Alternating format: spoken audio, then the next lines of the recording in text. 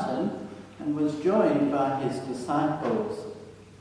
Then he began to teach them, "You are the salt of the earth, but if salt has lost its taste, how can its saltiness be restored? It is no longer good for anything, but is thrown out and trampled underfoot. You are the light of the world. A city built on a hill cannot be hidden.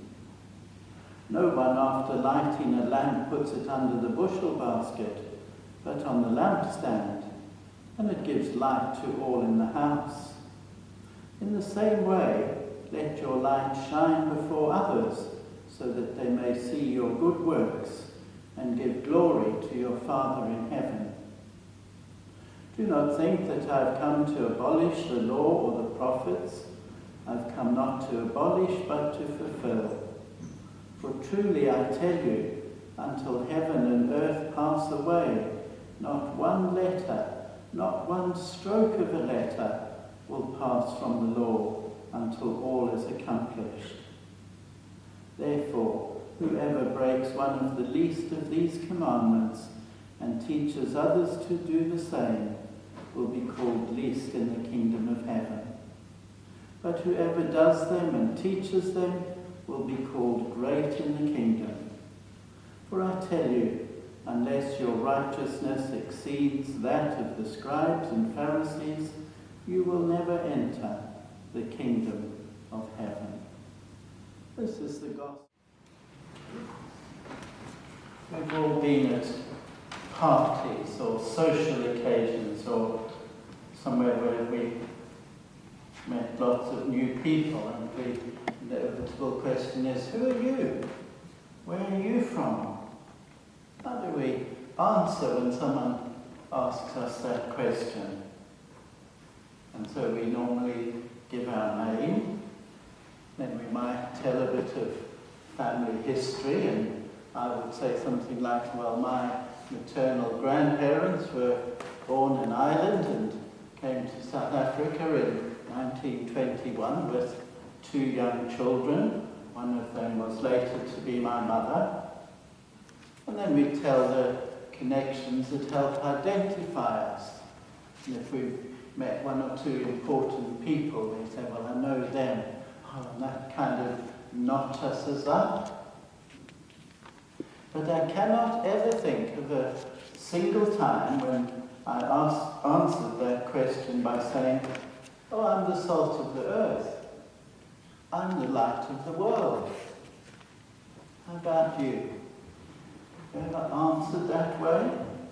Has anyone ever answered you that way?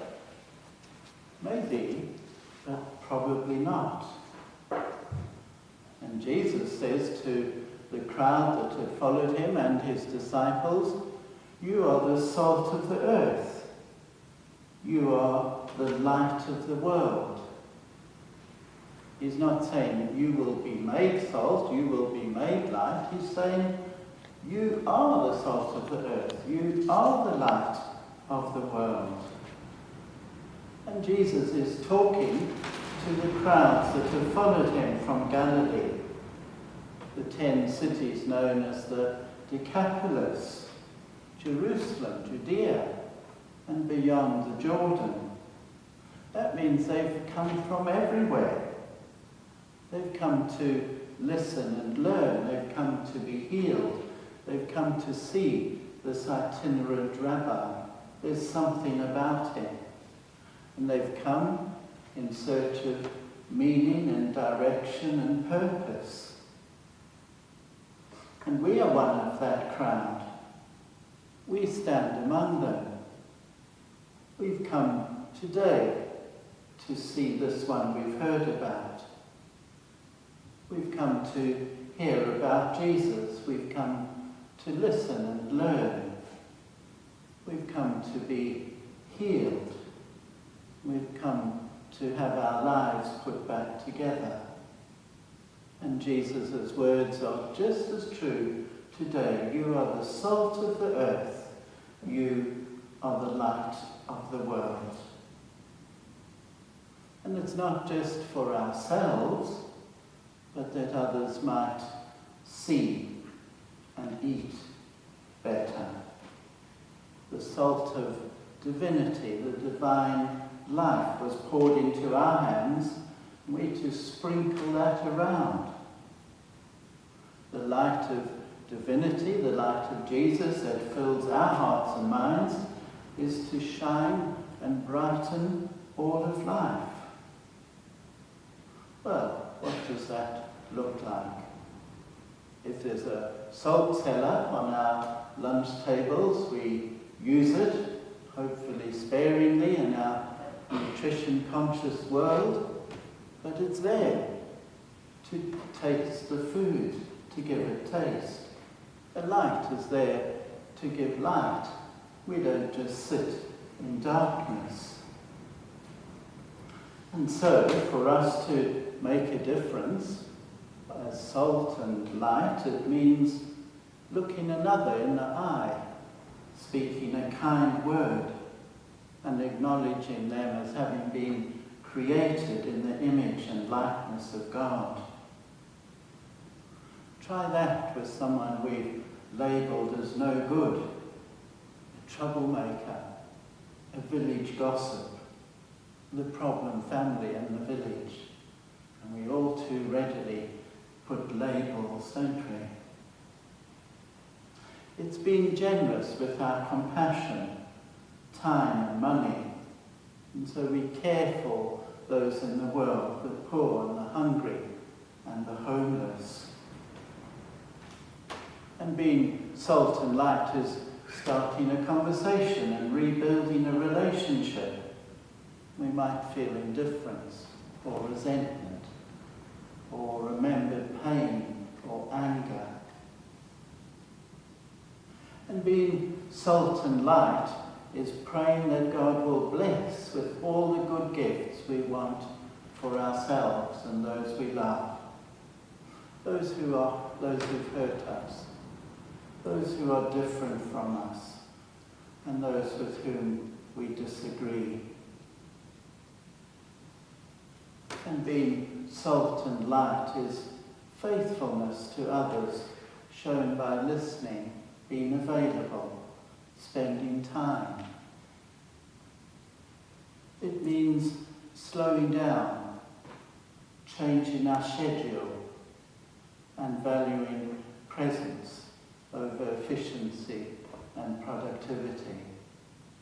From time to time, when Francis and I lived in Uganda, we had visitors come to our retreat centre, and they would say time and time again, what can we do?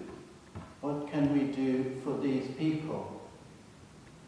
And we had to say time and time again, just be with them. Just listen to them. Just sit with them. And it's okay. And it's okay for us to sit and listen and be with someone. We don't always have to be doing things. And being salt and light means that we're vulnerable rather than defensive. And we create opportunities for intimacy and not isolation. It means we might and probably will get hurt. And being salt and light means loving God, our neighbour, our enemy, and ourselves. It means the choices we make overcome our feelings. Where's the salt and light in our lives? What does it look like? When I was a boy of about 12, I had a rather bad cut on my foot, and for some reason it wouldn't heal up. And we just happened to be by the seaside for a day, and I spent most of the day paddling and wandering in rock pools and enjoying myself. And by the end of the day, that cut was so beautifully cleansed and healed. And we need to be that salt in our lives, in our neighbours' lives, in the life of our community. Ultimately, though, being salt and light will always look like the risen life of Jesus. Salt that has no flavour and light that is hidden are worthless. They're no good. They're neither true nor authentic. No one says, "Pass the salt, please," hoping the flavour of their food will stay the same. Nobody walks into a room, flips the switch and hopes the light won't come on. And perhaps we've all known times like that when our insides and outsides don't line up, when something's not quite there and we're just not ourselves. If our relationships are bland and flavourless, and our world is dark and filled with shadows, maybe we haven't been true to our own saltiness and light. Maybe we've forgotten who we are. And we're children dearly loved by God. And we're salt and light. I can't tell you how to be salt and light. It will be unique for each one of us here this morning. It will be particular to our individual circumstances and relationships. I don't know where each one of us will sprinkle our salt. I don't know where we'll shine our light. But I do know this. In whatever ways we do that, wherever we do that, and on whomever we do that, we will reveal the life of God. Jesus, our Emmanuel, will reveal God with us as we seek to be salt and light. And in that moment, as we sprinkle our salt and flip the switch and turn the light on, they and we will taste life and see the world as never before. So we have that opportunity to let them taste and see, for we are the salt of the earth and the light of the world. So let's be encouraged as we go out this morning and be salt and light. Amen. We're going to O great love, thank you for living and loving in us and through us. May all that we do flow from our deep connection with you and all beings. Help us become a community that vulnerably shares each other's burdens and the weight of your glory. Listen to our heart's longings for the healing of our world. And now let us keep silence before God, and through our minds and imaginations offer prayers which words might not contain. We bring to God a troubled situation in our world.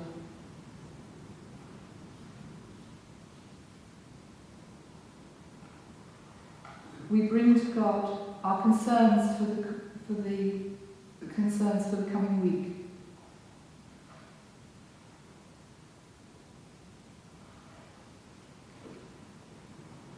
We bring to God people who are hurting and need our prayer.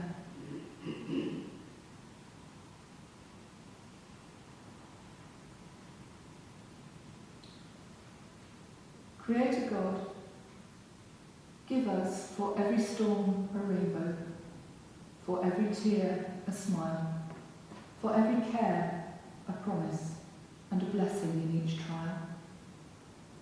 For every problem life sends a faithful friend to share, for every sigh a sweet song and an answer for each prayer. In our time and in your time fulfill our prayers, loving God, and let your kingdom